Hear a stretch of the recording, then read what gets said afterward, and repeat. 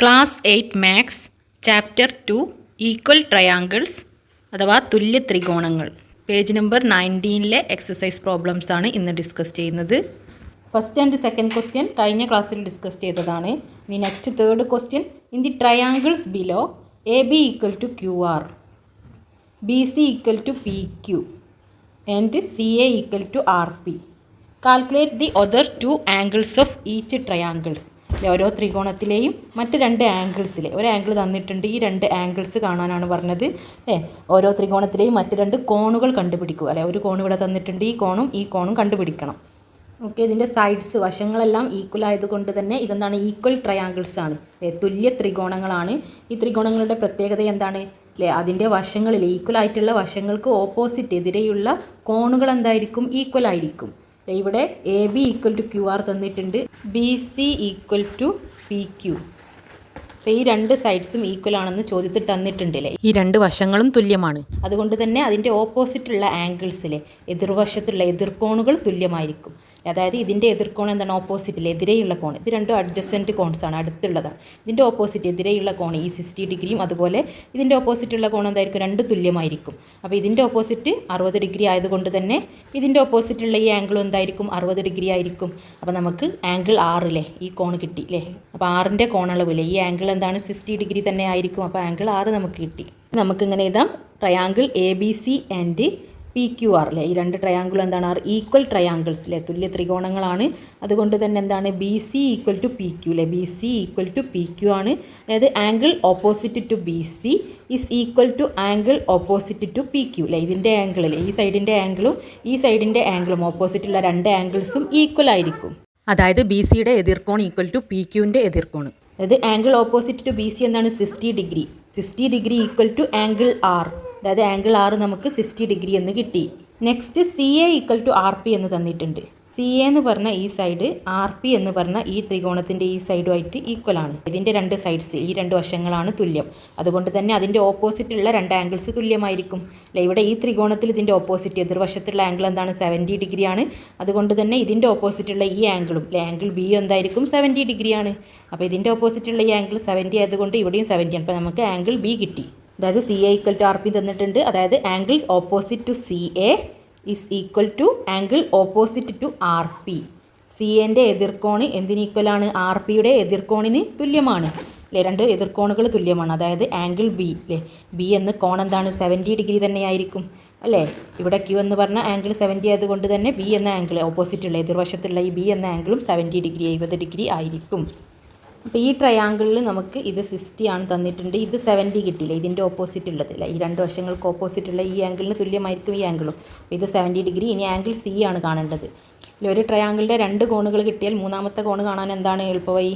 മൂന്നും കൂടി കൂട്ടിയാലാണ് നമുക്ക് 180 180 ഡിഗ്രി എന്ന് കിട്ടേണ്ടത്. അപ്പോൾ 60യും 70യും കൂട്ടിയാൽ എത്രയാണ്? 60 + 70 എത്രയാണ്? 130 130 ആണ്. 130ഉം എത്ര കൂടി കൂട്ടണം? ഇവിടെ നമുക്ക് സി എന്താണ്? സി കൂടി കൂട്ടിയാൽ എന്താണ്? 180 180 ആണ് ടോട്ടൽ കിട്ടേണ്ടത്. അപ്പോൾ 130ഉം 50ഉം 50 കൂടി കൂട്ടിയാലല്ലേ നമുക്ക് 180 കിട്ടുക. അപ്പോൾ ഈ ആംഗിൾ എന്തായിരിക്കും? 50 ആണ്. 60 + 70 എന്താണ്? 130 ആണ്.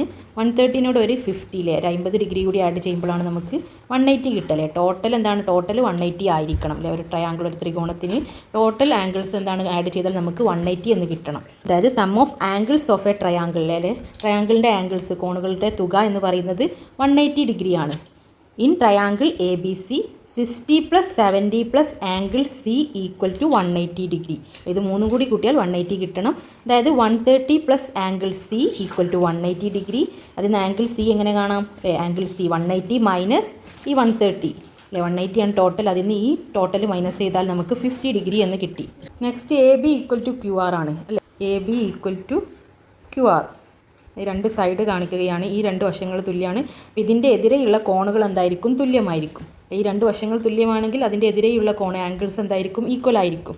അപ്പോൾ ഇതിൻ്റെ എതിരെയുള്ള കോൺ ആംഗിൾ സി ആണല്ലേ ഓപ്പോസിറ്റ് ഉള്ളത്. നമുക്ക് 50 ഡിഗ്രി എന്ന് കിട്ടി. അതായത് ഇതിൻ്റെയും ഓപ്പോസിറ്റുള്ള ആംഗിൾ എന്തായിരിക്കും? 50 ഡിഗ്രി ആയിരിക്കും. അതായത് ആംഗിൾ പിയും നമുക്ക് കിട്ടില്ല. ഈ രണ്ട് ആംഗിൾസ് നമുക്ക് ഓൾറെഡി കിട്ടിയതാണ്.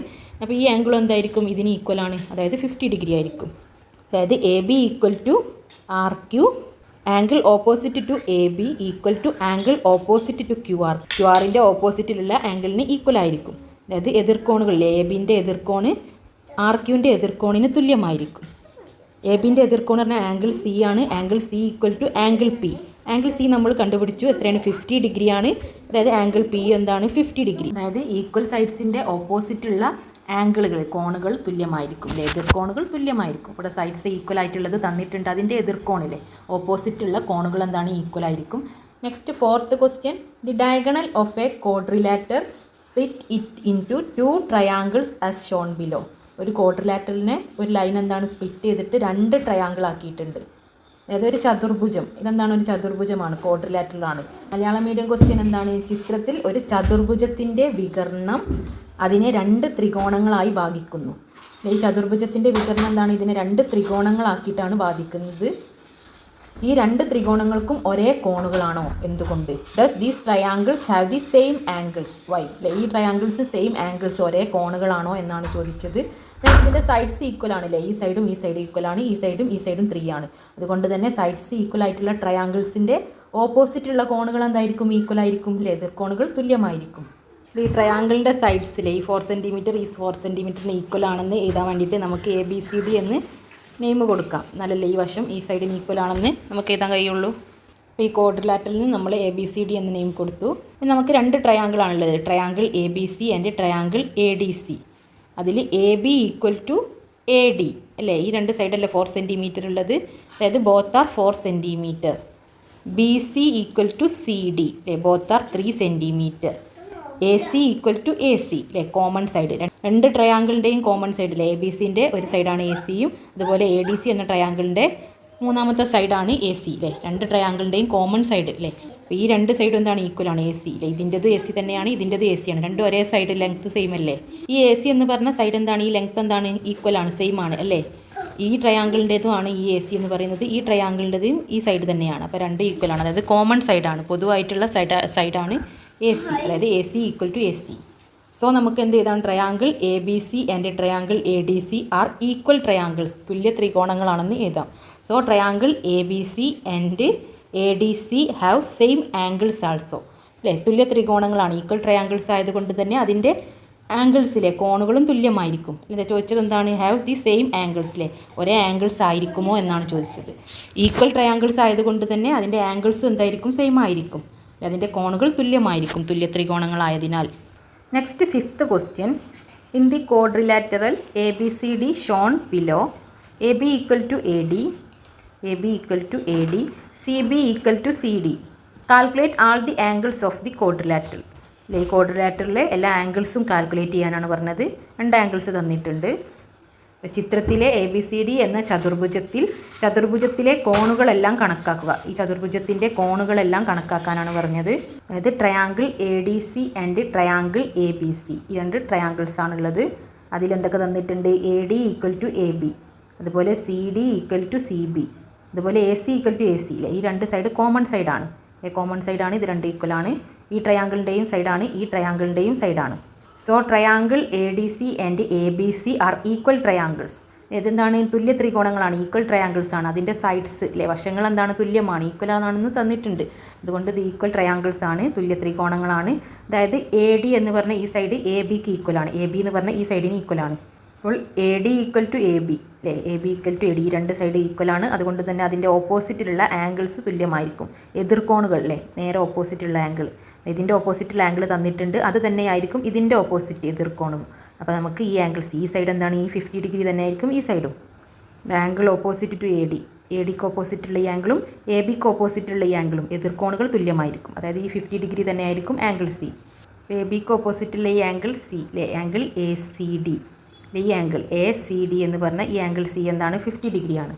Next CD equal to CB. CD equal to CB അല്ലേ? ഈ 2 സൈഡ്സ് ആണ് ഈക്വൽ. അതുകൊണ്ട് തന്നെ അതിൻ്റെ എതിർക്കോണിൽ, ഇതിൻ്റെ എതിർക്കോൺ ഏതാണ്? ഓപ്പോസിറ്റുള്ള ആംഗിൾ 30 ആണ്. അതുകൊണ്ട് തന്നെ ഇതിൻ്റെ ഓപ്പോസിറ്റുള്ള ഈ ആംഗിൾ എന്തായിരിക്കും? 30 ആയിരിക്കും. ഇതിൻ്റെ ഓപ്പോസിറ്റുള്ള ആംഗിൾ അത് തന്നെയായിരിക്കും. ഇതിൻ്റെ ഈ ഓപ്പോസിറ്റ് അല്ലേ, എതിർക്കോണിൽ, അഡ്ജസ്റ്റൻ്റ് അല്ല, അടുത്തുള്ളതല്ല, നേരെ ഓപ്പോസിറ്റ്, എതിർക്കോണുകൾ തുല്യമായിരിക്കും. അതായത് CD ഈക്വൽ ടു CB ആണെന്ന് ക്വസ്റ്റ്യനിൽ തന്നിട്ടുണ്ട്. അതായത് angle opposite to CD equal to angle opposite to CB. അതായത് ആംഗിൾ ഏതാണ്? ഇത് 30 ആണ്. അതുകൊണ്ട് 30 തന്നെയാണ് ഈ ആംഗിൾ A. അതായത് ആംഗിൾ CAB അല്ലേ? ഈ ആംഗിൾ A എന്ന് പറഞ്ഞാൽ CAB അല്ലേ? ഈ ആംഗിൾ A ഇതെന്താണ്? 30 ഡിഗ്രിയാണ്. നമുക്ക് രണ്ട് സൈഡ്സ് കിട്ടിയില്ലേ, ഇത് 50 ഡിഗ്രി ആണ്, ഇവിടെയും 50 ആണ്, ഇത് 30 ആണ്, ഈ സൈഡും 30 ആണ് അല്ലേ, രണ്ട് ആംഗിൾസ്. രണ്ട് ട്രയാങ്കിളിൻ്റെയും രണ്ട് ആംഗിൾസ് കിട്ടി. ഇനി മൂന്നാമത്തെ ആംഗിൾ കിട്ടാൻ എന്താ ചെയ്യേണ്ടത് അല്ലേ, 3 ആംഗിളും കൂടി കൂട്ടിയാൽ എന്താണ് ടോട്ടൽ ഒരു ട്രയാങ്കിളിൻ്റെ ആംഗിൾ എന്ന് പറയുന്നത് 180 ആണ് അല്ലേ. 50 + 30 എത്രയാണ് 80 അല്ലേ. അപ്പോൾ 80യും ഡി എന്തായാലും എന്തായിരിക്കും 100 ആണല്ലേ. 100 + 80 അല്ലേ 180. 100നോട് 80 കൂട്ടുമ്പോഴാണ് 150 കിട്ടേണ്ടത് അല്ലേ. ഇവിടെയും 50യും 30 ആണ്, അതായത് എന്താണ് 80 ഡിഗ്രി എന്ന് കിട്ടി. 80ഉം 100ഉം കൂട്ടിയാലേ ഉള്ളൂ നമുക്ക് 150 കിട്ടുകയുള്ളൂ. അപ്പോൾ ഈ ആംഗിൾ എന്തായാലും ഈ രണ്ട് ആംഗിൾ എന്താണ് തുല്യമാണ് അല്ലേ, അത് രണ്ട് എന്തായിരിക്കും 100 ഡിഗ്രി ആയിരിക്കും. 30 + 50 + ആംഗിൾ ഡി, ഇത് മൂന്നും കൂടി കൂട്ടിയാൽ നമുക്ക് 180 ഡിഗ്രി കിട്ടണം. അതായത് 80 + ആംഗിൾ ഡി ആണ് 180, അതായത് 180 - 80 അല്ലേ 100 degree. Angle B = angle D അല്ലേ. Angles opposite to A C, A സിന് ഓപ്പോസിറ്റ് ആയിട്ടുള്ള ആംഗിൾസ് ആണ്. ഈ രണ്ട് സൈഡ് തുല്യമാണ്. അപ്പോൾ എ സിൻ്റെ ഓപ്പോസിറ്റ് ആയിട്ടുള്ള ഈ രണ്ട് ആംഗിൾസ് എതിർക്കോണുകൾ തുല്യമായിരിക്കും. ആംഗിൾ ഡിയും ബിയും രണ്ടും എന്താണ് അപ്പോൾ 100 ഡിഗ്രിയാണ്. സോ ആംഗിൾസ് ഓഫ് ക്വാഡ്രിലാറ്ററൽ അല്ലേ, ഈ ചതുർഭുജത്തിലെ ആംഗിൾസ് കോണുകൾ ഏതൊക്കെയാണ്?